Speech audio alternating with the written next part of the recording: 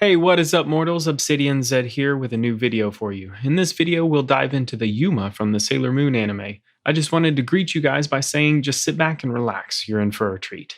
So let's get started. In today's deep dive, we will be talking about the Yuma of the Sailor Moon universe.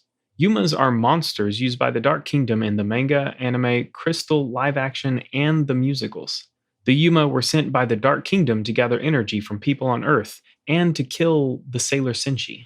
If we're to talk about the Yuma themselves, we must also know about the ones who created them and who can destroy them. The Dark Kingdom is the creators of the evil Yuma, though there are few people in said kingdom. The ones we see create those monsters are Jadeite, Nephrite, Zoecite, Kunzite, and Queen Beryl. Now the ones who can destroy the Yuma are the Sailor Scouts and Tuxedo Mask, but in the end, Sailor Moon is the only one who can heal them since she has the silver crystal within her body. Now that we know the characters we will be talking about, let's talk about the Yuma and the creators of the Yuma. In the manga, Jadeite and Nephrite created the Yuma, and their goal was to find the silver crystal and gather energy. Jadeite fabricated two Yuma, both made from dust before he perished. One disguised itself as a woman named Mayumi Osaka, a jeweler who, of course, sold jewelry. She would do this to steal the energy from the customers before Sailor Moon then defeated her. Jadeite then sent a second Yuma to brainwash students of Crystal Seminar to find the silver crystal. Luckily, Sailor Moon was there. With Sailor Moon, Tuxedo Mask and a newly awakened Sailor Mercury were able to defeat the second Yuma. Once Jadeite died, Nephrite was the only one who could send out Yuma. Nephrite would then send out a Yuma made of his shadow to try to take the Dark Kingdom's treasure, believing it to be the silver crystal. Sailor Moon then destroyed it, and the Dark Kingdom generals didn't use any more Yuma, taking a different direction, doing the work themselves. Now that we went through the manga, we have a fundamental outline of what they are. We shall move on to the anime. In the earlier episodes of the first season, they did not say anything once the Yuma were taken down, but once Sailor Moon began to use moon healing escalation on the ones that were made from humans, the Yuma would say the word refresh, the Yuma part being destroyed and the human form restored. Yuma under Jadeite and Nephrite's control were not humans, more so an object a human had on their person and could be destroyed, while many of Yuma under Zoecite and Kunzite's control were humans that were unwillingly made into Yuma until Sailor Moon healed them, having them restored to their human state. Any of the Yuma that was sent by Jadeite usually would have a human disguise. Often they would impersonate someone else to help Jadeite attach his items to others, which were charged with dark energy to steal energy from victims. Once his Yuma were destroyed, the energy would return to the victims. The techniques between the characters do change, so unlike Jadeite, who had tried to steal energy from multiple people at once, Nephrite would find one person whose energy was about to reach its peak level. Before he goes in, he consults the constellations to locate a potential target. Once one is found, he would approach them under a pseudonym, usually Masato Sanjuan. He would implant Yuma into an object handled by the target. The Yuma would slowly begin to alter the person's personality, causing them to become obsessed with completing their task. They would become hostile towards others and sometimes would gain special abilities like superpowers. When the person's energy reached its highest point, a Yuma will emerge from the object that it was originally placed in. Its appearance of abilities is somehow related to the object or obsession the victim had. They would steal the victim's energy, though once the Yuma is destroyed, the victim would regain their energy. Something important to note is that the Soul Shadow is not a Yuma but rather an apparition of Nephrite. One other thing to note is that Regulus and the Soul Shadow, the only two male servants of Nephrite, are not summoned the same way as other Yuma, nor are they involved in the energy-absorbing plot. The next character that's a part of the Dark Kingdom that we'll be talking about is Zoecite. Having at least 5 regular Yuma working for him, 4 being standard Yuma that was destroyed by Sailor Moon. After Nephrite is eliminated, Zoecite takes over with the task to reawaken the 7 great Yuma that reside in people who carry rainbow crystals. Before we continue with the Yuma, we should probably talk about the rainbow crystals. The 7 rainbow crystals are a series of 7 crystals that were featured in the first season of the 90s anime.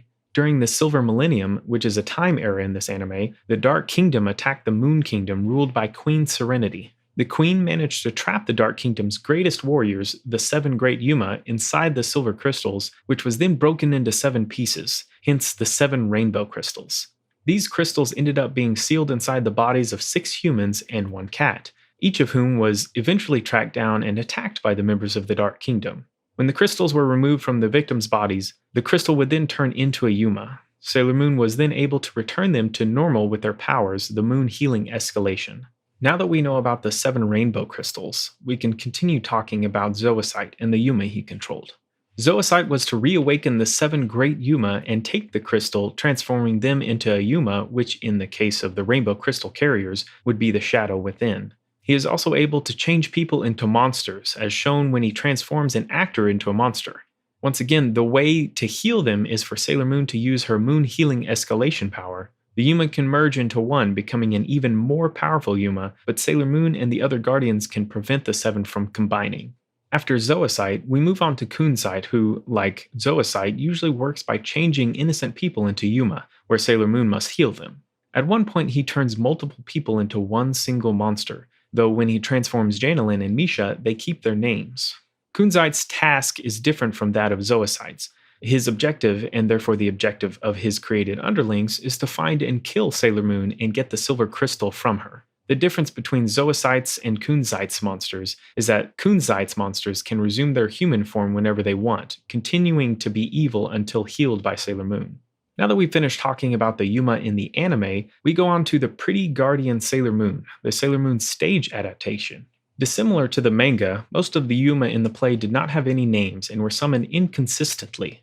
Some of them were created from random objects like stones that would be infused with energy, and the object would turn into a Yuma. Though others were just simply summoned and showed up. Of course, it was on the stage. You could not easily do stuff you could do in animation.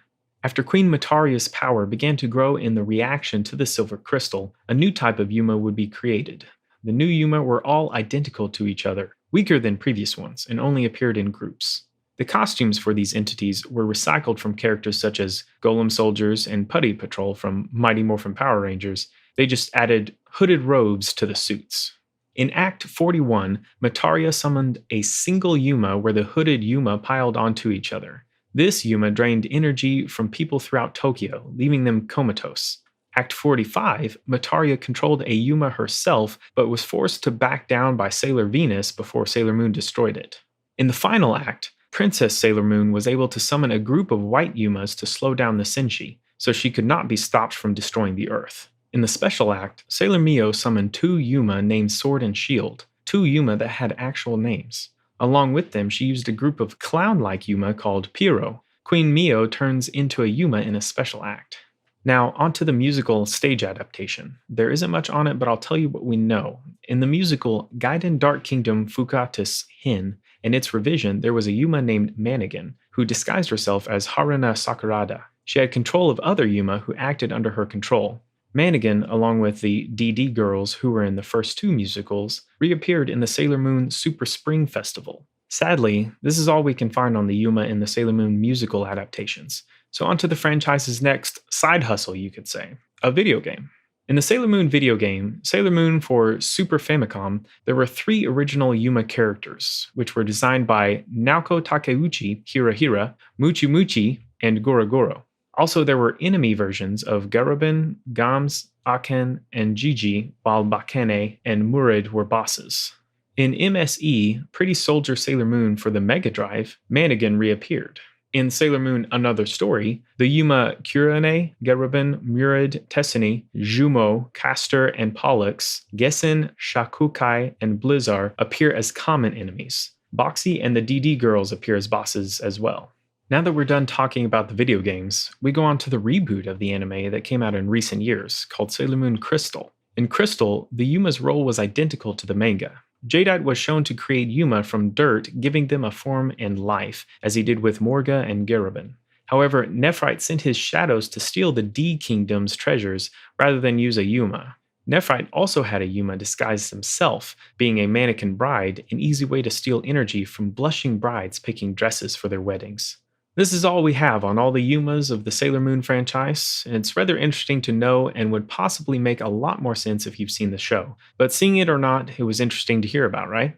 Well, thank you all for indulging yourselves in all this information thus far. I hope you've enjoyed it. Now, there are a few more things I'd like to go over before this video ends. Firstly, if you're in the mood for some great storytelling, We the Celestials have got you covered. Our We the Celestials, My Hero Academia, and Naruto What If channels retell the story of their namesake anime with a twist. Check it out if you're interested. Secondly, on behalf of We the Celestials, I'd like to thank everyone involved in the production of today's awesome content. Their details can be found in the description below. And lastly, if you're interested in what we do here at We the Celestials, then I'd like to extend to you an invitation to join the team. The only caveat being that we only accept members from 16 years and up to join our crew. You can sign up for whichever category fulfills your interest by joining the recruitment Discord using the link in the description below. We're always looking for new members to join us. Well, that's it from us for today's video, so thank you all for watching and have a great day.